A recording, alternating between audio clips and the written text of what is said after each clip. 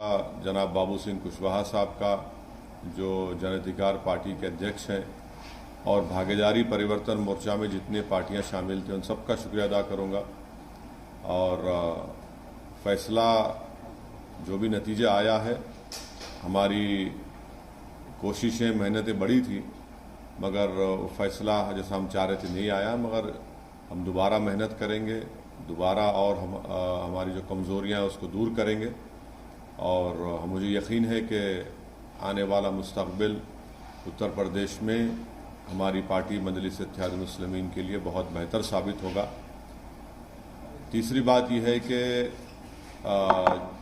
जो political parties अपनी नाकामी को छुपाने के लिए ईवीएम का चीख पुकार कर रहे हैं, मैंने 2019 में भी कहा था कि गलती ईवीएम की नहीं है, गलती जो लोगों के दिमाग में जो चिप डाल दी गई है वो उसकी बहुत बड़ा रोल अदा कर रहा है। और चौथी बात यह है कि कामयाबी हुई है ज़रूर, मगर ये 80-20 की कामयाबी है। हम अपना काम करते आए, पहले से करते रहेंगे। और बस मुझे यही कहना है कि हम लोग काफ़ी मेहनत किए, बहुत अच्छी मेहनत की, दिलो जान से हम लोग, हमारे पूरे पार्टी के जिम्मेदारों ने मेहनत की। मैं उन सब का शुक्रिया अदा करता हूं, बल्कि उनसे ये भी अपील करूंगा कि अपने हौसलों को बुलंद रखिए।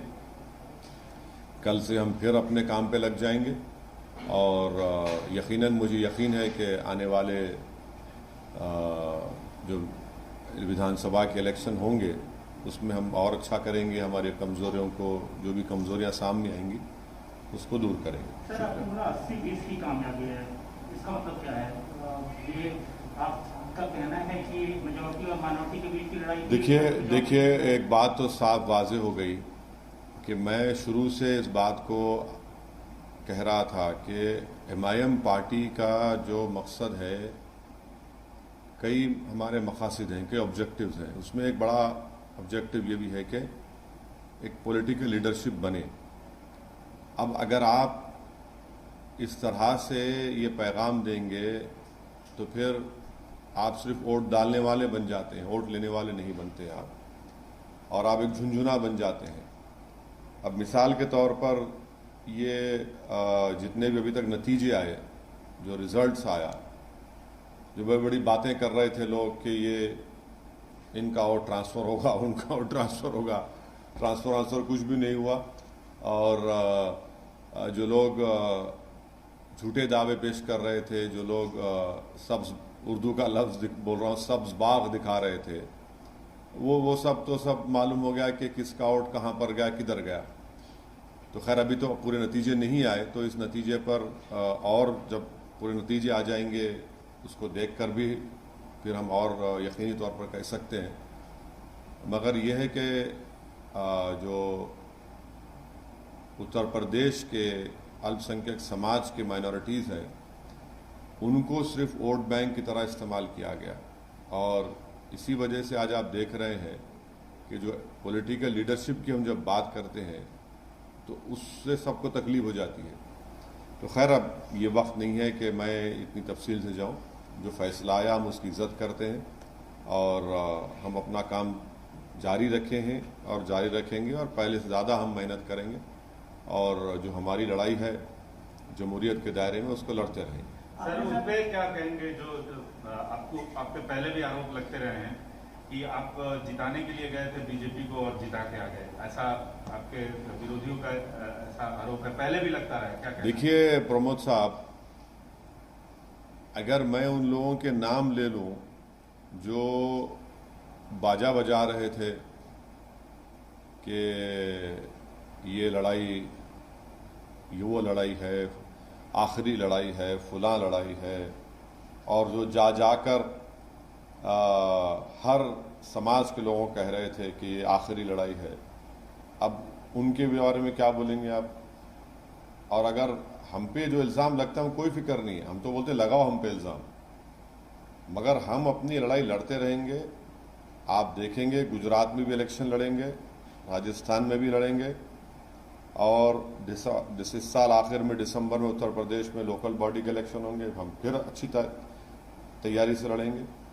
हमारा काम हम करते रहेंगे, मगर उत्तराखंड में क्यों जीत गई बीजेपी, गोवा क्यों जीत गई, मणिपुर क्यों जीत गई, तो इससे कोई ताल्लुक ही नहीं है। देखिए हमारी लड़ाई पॉलिटिकल लीडरशिप की लड़ाई है, पॉलिटिकल लीडरशिप को क्रिएट करना है।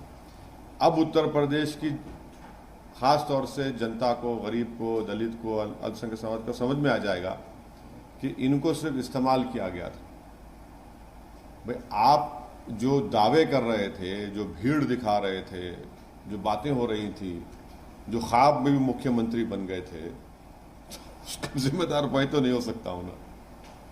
सर, आप बोले कि वोट बैंक की तरह इस्तेमाल किया जाता है, खास तौर से माइनॉरिटी को, और आप अपनी जो स्पीचेज में बार बार इस बात की अपील कर रहे थे। मैं अपनी स्पीचेस का हवाला, अच्छा किया आपने ये सवाल किया। मैंने तो अपनी स्पीच में कहा कि समाजवादी अलायंस बीजेपी को नहीं हरा सकता, तो उस वक्त भी लोग बड़े नाराज हुए।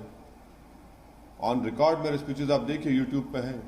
मैं तो बात कह रहा हूं, कह चुका हूं, बात कह चुका हूं। मेरा सवाल मुख्तलिफ था। हाँ। मेरा सवाल ये था कि आप चुनाव तो लड़ रहे थे, लेकिन एक और लड़ाई लड़ रहे थे बकौल आपके, कि मुस्लिम जो कम्युनिटी है उसको वोट बैंक की तरह अब तक इस्तेमाल करती आई है पॉलिटिकल पार्टी, इनका अपना लीडरशिप होना चाहिए। तो क्या आपको नहीं लगता कि उस जनता से जिससे आप अपील कर रहे थे उसने आपको डिसअपॉइंट किया इस रिजल्ट से? नहीं, देखिए मैं उनके फैसले की इज्जत करता हूं, एहतराम करता हूं, उनका इख्तियार है किसी को वोट दे ना दें। मगर अब दोबारा तो हम उम्मीद करेंगे कि दोबारा तो उनको ठगा नहीं जाएगा ना।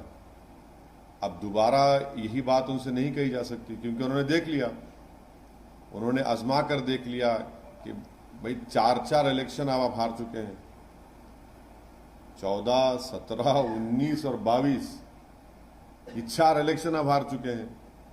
तो अब हम उम्मीद करते हैं कि वो अपना, उनका ही फैसला है, मगर वो आपकी बार जब आइंदा पार्लियामेंट के इलेक्शन होंगे उत्तर प्रदेश में या म्यूनसिपल इलेक्शन होंगे, वो हमारी इस बात पे गौर करेंगे। हमको मालूम है कि हमारी बहुत सी बातों को लोग उस पर गौर किए, मगर एक जो चलाया गया था प्रोग्राम पूरा, वो प्रोग्राम तो नाकाम साबित हो गया। सर, यूपी में पहले कहा जाता था कि एमवाई समीकरण चलता है मुस्लिम यादव, लेकिन इस बार ये कहा गया है कि एमवाई समीकरण चला है वो भी महिला और योजनाएं। कोई नहीं, सुनिए, एक मिनट, और प्रधानमंत्री के चलते ही एमवाई किसके लिए चलता था? एमवाई किसके लिए चलता था बताइए?